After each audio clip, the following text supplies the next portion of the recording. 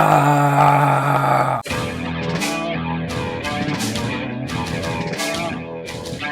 Spiking bits.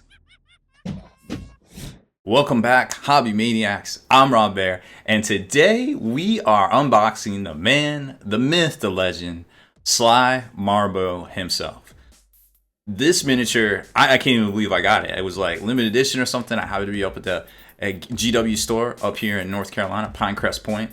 TJ runs a really awesome establishment, so if you're in the Raleigh-Durham, North Carolina area, make sure you check him out. He will definitely take care of you. Great store, great dude all around.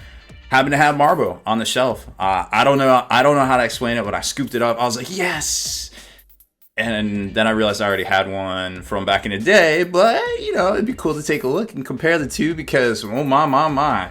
Times are changing around the Games Workshop design department. Man, I could not, when I saw the difference between these two miniatures, I was just like, well, we're going to be playing with holograms in a little while, I'm sure. Regardless, let's jump over to the paint table and take a closer look at this really cool exclusive miniature. So here he is. Guardsman Marbo comes in his own special box here. Of course, with all sorts of redacted statements on the back. Just pause the video if you want to read all that, but I think we've seen it all before. Like I said, this bad boy was $35 at the local GW store. I'm not sure if they are still available in a lot of places, and I think they said they were going to be doing a general release for them too, although we haven't seen it yet. So this, of course, is made from the material formerly known as fine cast. I've already clipped out all the parts right here. You can see from the sprues. It's still, you know, fine cast material. They're still, you know, using that same technology, but for the most part, it seems to be, you know, filling okay. There is a couple of air bubbles I'm going to show you on that model right there. Now, also coming inside of the kit is this little limited dish or collector's poster, I don't know which, of Marbo, and then on the back it's got, you know, some little anecdotal little things about all the craziness he's done, and then his rule sheet right there, which we're going to cover next after we compare him to the old model. So first, let's take a look at these parts. I didn't have to do a whole lot of cleaning up, to be honest, but there's still a couple of things to take a look at. Okay, so here he is. Like I said, for the most part, pretty good quality miniature. You can see here he's got all of the pouches and everything on here, belts, all the pouches actually. The little, was it rippy stick or whatever it is for him that goes into the back of the orc, it actually lines up with the orc's ear with this little, there's like a little stud. That, well, it's a little wobbly, so I'm hoping some heat fixes it. I'm hoping that's okay. And then we've got the little Seymour, Feed Me Seymour, carnivorous plant here with his vines around the detonator. Pretty neat little thing. And then the base insert itself, it looks like the skull from the orc goes right there. And then, like I said, the sword attaches on the back right there. So it's all great detail. And then the leg, looking pretty good. And the head I had a little bit of concern with because there's a couple of air holes right there that you can see on the back, and I'm not sure if that's going to be exposed when we glue them down, but we're going to put them together here and see. And then of course is, what is this, the Rippy pistol with the silencer and the scope on the silencer for extra accuracy. Except no substitutes. Alright, let's throw him together and see what comes out. And there he is in all his crazy ninja Katachan glory. The model was a little bit of a struggle, I won't lie. The arc skull didn't quite fit into the base, which meant that the foot didn't quite fit onto there. And we had a little bit of a gap right there that you can see in his wrist. But it looks like his blade kind of squared up once it got locked in to the orc head, which I was happy about. The rest of it, I mean, once you get this guy together, you can really see all the detail come together. And for the most part, the mold lines and stuff are kind of hit. Now there's a little bit of a gap back here where the half of his leg kind of came in. I'm not really sure what that's all about, but that was the way it was going to sit the best, so I just kind of went with it.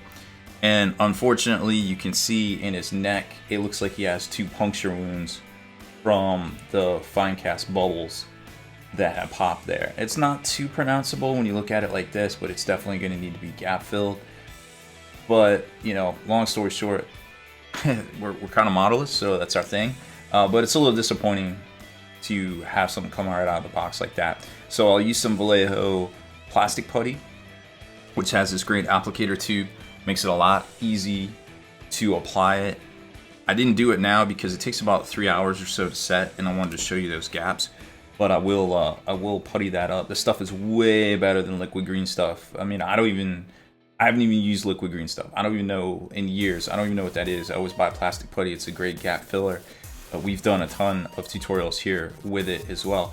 And I think I put this little guy on the back here. I just like how he looks because when you see him, when you see Marbo, you can kind of see him, you know, or whatever side you're looking at it, you kind of see him. I think most people put him right here, but I just like them right there. So that's kind of what we went with. Now, comparing him to the previous model, obviously head and shoulders better. You may recognize him from the YouTube video, of course, but there he is, all painted up. Now, a lot of the details were way oversized because, you know, they designed everything by hand and not necessarily with the computer stuff back in the day, but definitely the same model, just not as refined, so to speak. So while some of the old pewter models definitely have their charm and their class, some of the updates for sure I feel like are way better winning design overall, right? So now, rules-wise, Marbo is actually pretty desirable still with the points increase. If we can find the English instructions, there they are. He is the HQ choice. He does have Catachan keyword, so now, unfortunately, faction keyword. So now, unfortunately, you have to have him in a separate detachment. You can't soup him in with your other guardsmen, which, you know, the Catachan abilities are pretty decent, depending on what you're trying to take. So it may not be too bad to just pocket patrol him in with, you know, maybe a couple of patrols or something like that. They are good in combat. Maybe there's some throwaway bubbles. I don't know. I haven't crunched the numbers on it, but I know that even at 65 points with a 15-point increase from the most recent big FAQ, he's still probably worth taking. So he's got a 6-inch movement. He's got 2 ups to hit across the board. He is only strength 3 base, toughness 3, 4 wounds, 4 attacks, leadership 7, 5 up save. He's got that Ripper pistol. It's a 3-shot pistol that wounds infantry on a 2-up. It is strength 5, so he's hitting on 2s, wounding on probably 3s most of the time normally. But he is against, you know, anything that isn't infantry. But he's going to be wounding infantry on a 2. Then his Envenom Blade plus 1 strength. So remember, there's still your Catachan abilities there, depending on what you do. But right now, he is a strength 4, and it wounds infantry models on a roll of 2 up, so not too bad. And he's got frag grenades. Now, he cannot issue orders, which is probably better that way, because who knows what his orders would be. Lethal ambush. During deployment, you can set up Sly in ambush instead of placing them on the battlefield. At the end of any movement phase, he can emerge from hiding and attack, set him up anywhere in the battlefield that is more than 9 inches away from any models. He can then do one of the following. Immediately move up to D6 in any direction. Until the start of your next turn, add 2 to his attack characteristics. So there you go. You can take down small squads of just about anything infantry-wise that has single wounds. So single Space Marines and characters with 4 wounds generally are no match for this guy, depending on what they are. Sniper pistol can immediately shoot his Ripper pistol as if it were the shooting phase. Doing so does not prevent his shooting in the shooting phase. In addition, until the start of your next turn, Sly Marbo can target enemy characters when he shoots his Ripper pistol, even if another enemy unit is closer. Or he can detonate the concealed explosives. Is it him doing it, or is it his little feed me more, see more buddy on his base? I don't know. Pick an enemy model in the battlefield and roll a d6. Subtract 1 from result if it is his character, but add 1 if it contains 10 or more models. On a 4-up, that unit suffers d3 mortal wounds, but on a 7, it suffers d6 mortal wounds. Well, that's kind of definitely a departure from his old demo charge days when you used to throw them. It would only scatter 1d6, so there was always that chance it could scatter back on you, which was kind of depressing. It was like, well, I missed you, and he killed himself. The penultimate hunter stalker man in the universe just threw a demo charge on his head on accident, of course. 1 with his surrounding if Sly receives the benefit of cover, add 2 to a saving throw instead of 1. Pretty baller. I imagine that's what he should be doing. And once per battle at the start of your movement phase, he can disappear as long as there are no enemy models within 6. If he does, remove him from the battlefield, and at the end of your next movement phase, he reappears using the lethal ambush ability. Now, I suppose the jury's still out if he can do that past turn 3, or if he would be considered a casualty, but I guess he's not arriving from reserve, so I'm not sure how that wording works. I guess if they were still in reserves, but it doesn't say that he disappears and he goes back into his ambush kind of ability. I guess he does kind of go into... Man, it's really hard to say during deployment. I don't know. I think maybe they will need an FAQ on this if he can do it past turn 3. But, you know, as always, check with your tournament organizer. Talk to your buddies when he plays. I think the intent is there that he can do such things and kind of pop back and jump on and jump off, because the whole point of not being able to assault people now on turn 1 kind of means that you don't even really make him appear until turn 2. So then he wouldn't even disappear until turn 3, but if he's considered a casualty, if he disappears, there's really no point to him even having this ability now. I don't know. Leave your thoughts in the comments below, because that's kind of a little bit of a can of worms. I feel like for such a cool character, this is kind of his thing. But, you know, that being said, his base rules are still pretty good. You know, he can do some stuff. He can come up in people's backfields. He can hold down some objectives, help reinforce a quarter. He's got a lot of abilities there, and he is relatively a cheap HQ. I mean, the company commanders are 40, so and your primary psychers are 40, so he's a 65, so he is a little bit more expensive, but he's definitely cheaper than a tank commander, and I feel like his usefulness probably in just disruption alone is worth paying the extra, you know, 25 points or so over a company commander or a primary psyker or something like that. So that's kind of our thoughts on his rules right there. And overall, I'm pretty happy with the look and feel of the new model compared to the old. A little bit disappointed in the material and the quality of the cast we got right here, but you know, sometimes that's just the luck of the draw, unfortunately. I'm sure if I took it back to my local G-Dub, he'd exchange me.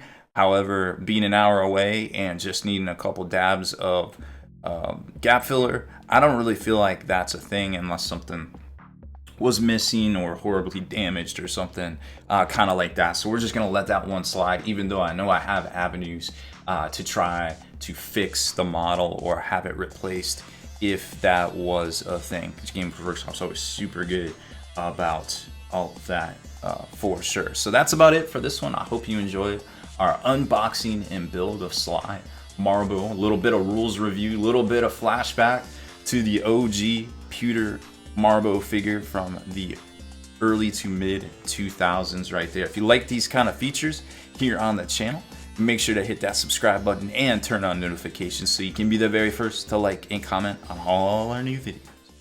Deleted scenes, bonus content, and all the interviews and post-game wrap-up videos can be located in the Hall of Veterans on thelongwar.net.